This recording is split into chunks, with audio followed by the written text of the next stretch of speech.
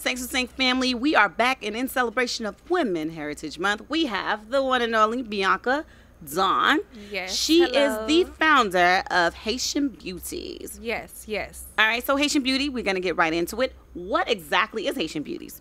Well, Haitian Beauties is a brand that I started back in 2014. The reason that I started this brand is because I feel like there needed to be a better representation of how beautiful Haitian women are. Okay.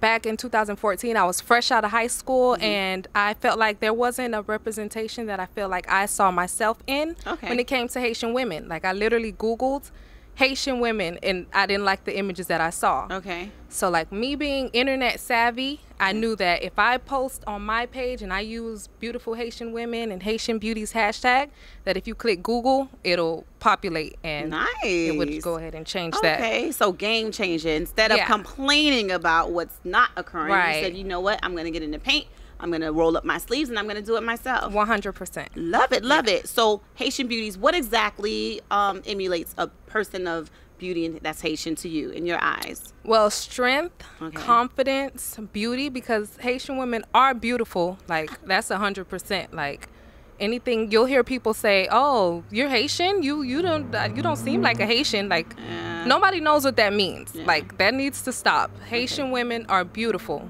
very beautiful. Like, if you didn't know that, now you know.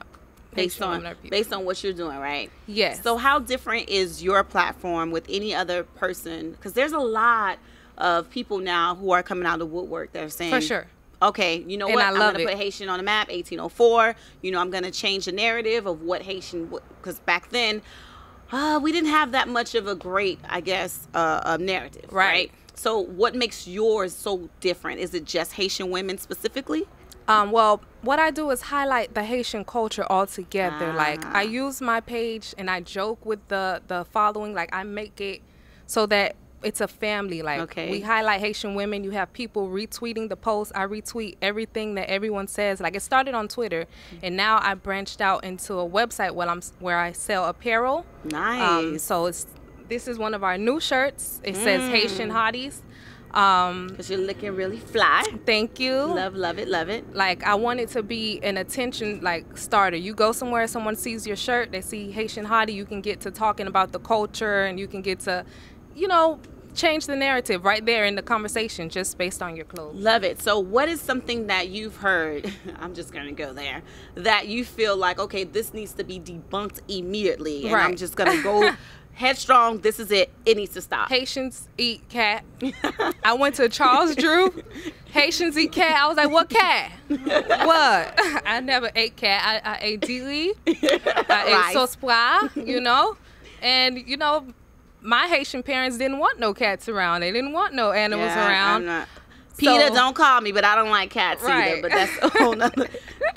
So okay, Haitians eat cat. But, you know, talking about beauty, Haitians are dirty, or Haitians.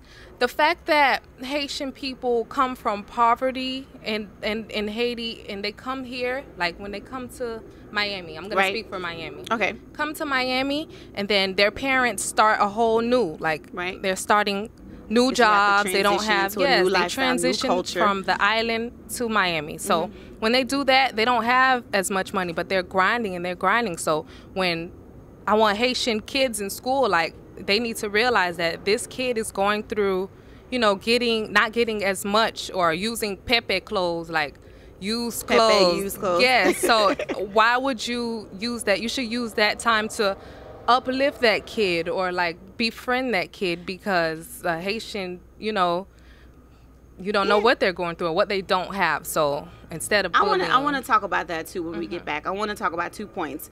The fact that when Haitians come from Haiti and they transition into America, how do you feel about Haitians assimilating, meaning they adapt to the culture of you know, the American culture, and also about their appearance as well? Like, do you feel like it's necessary for them to have a particular appearance? So it kind of goes hand in hand with the whole assimilation process. Seg3 family, we'll coming back in just a few. We're going to tackle a little bit about our culture, 1804. We'll be back. We'll be back.